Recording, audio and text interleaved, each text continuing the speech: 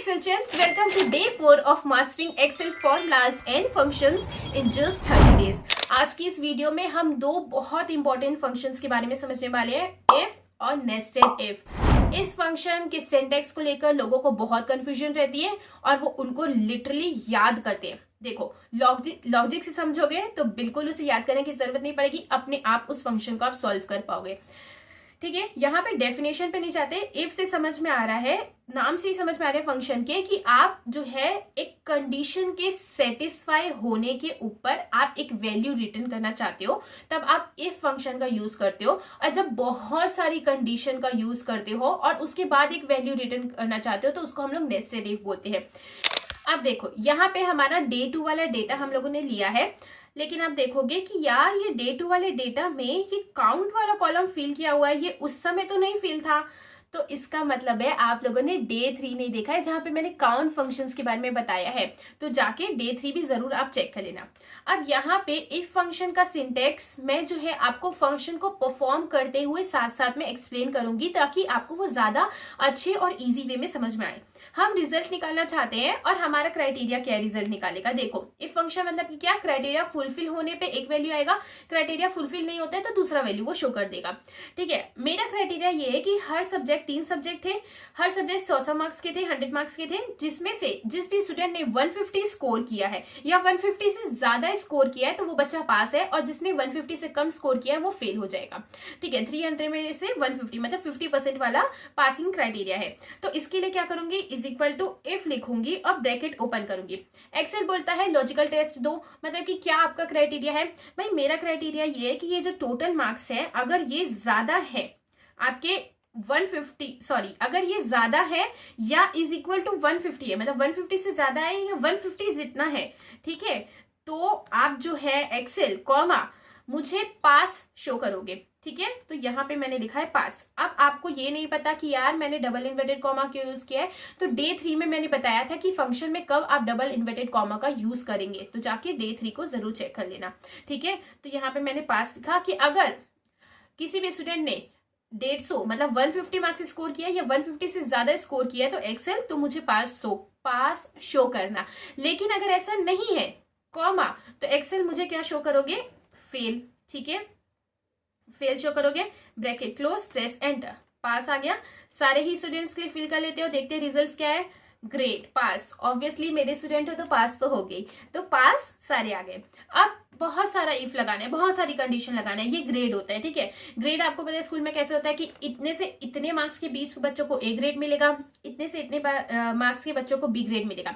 हमारा क्राइटेरिया क्या है कि देखो 300 मार्क्स का था, यहाँ पे मैं क्राइटेरिया लिख लेती हूँ। तो मेरा क्राइटेरिया ये कि जिस भी बच्चे का मार्क्स जो है वो 270 से ज्यादा आया है या 270 आया है तो मैं उसे ए ग्रेड दूंगी। ठीक है, उसके अलावा अगर उसका जो भी स्टूडेंट है उनका मार्क्स हमारा 250 या 250 से ज्यादा आया है, मतलब 250 आया है, 250 से ज्यादा आया है, तो मैं उसे बी ग्रेड देना चाहूंगी। ठीक है, और अगर उनका 200 आया है या 200 से ज्यादा आया है तो मैं उन्हें सी ग्रेड देना चाहूंगी, और अगर 150 आया है या 150 से ज्यादा आया है तो मैं उसे डी ग्रेड देना चाहूंगी।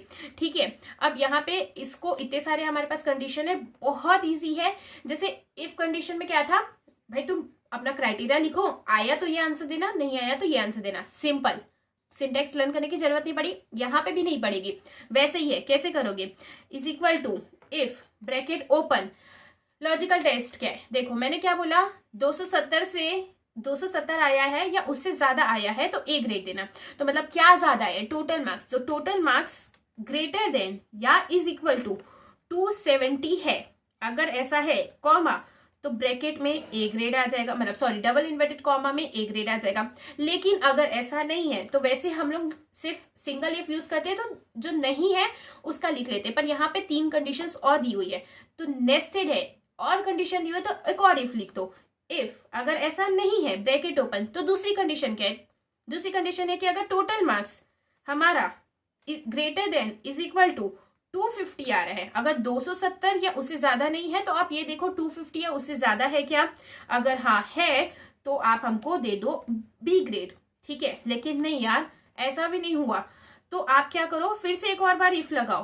कि अगर ऐसा भी नहीं हुआ तो तीसरी कंडीशन, ठीक है, तो मुझे बताओ क्या टोटल मार्क्स 200 से ज्यादा है या 200 आया है, 200 है या 200 से ज्यादा आया है, कॉमा अगर हाँ आया है तो सी ग्रेड दे दो, लेकिन नहीं यार अभी भी ऐसा नहीं हुआ, 200 से भी कम मार्क्स है, तो कॉमा लगाओ। लास्ट कंडीशन आप दोगे, इफ लगाओगे, ब्रैकेट ओपन करोगे, लास्ट कंडीशन हमारी है कि टोटल मार्क्स ज्यादा है या इज इक्वल टू है 150 से, मतलब 150 है या 150 से ज्यादा स्कोर किया है तो आप मुझे दे दोगे डी ग्रेड। आई होप कि ये चीजें आपको समझ में आ रही है, ठीक है। अब बोल रहे कि अगर नहीं यार उससे भी कम है, 150 भी नहीं आया, 149 आया है, उससे भी कम है, तो कॉमन सेंस जगह हम लोगों ने क्या बोला कि अगर 150 भी नहीं है, उससे भी कम है तो फेल है, तो डायरेक्टली यहाँ पे आप कुछ नहीं लिखोगे, लास्ट कंडीशन है हमारी तो हम लोग लिख लेंगे फेल।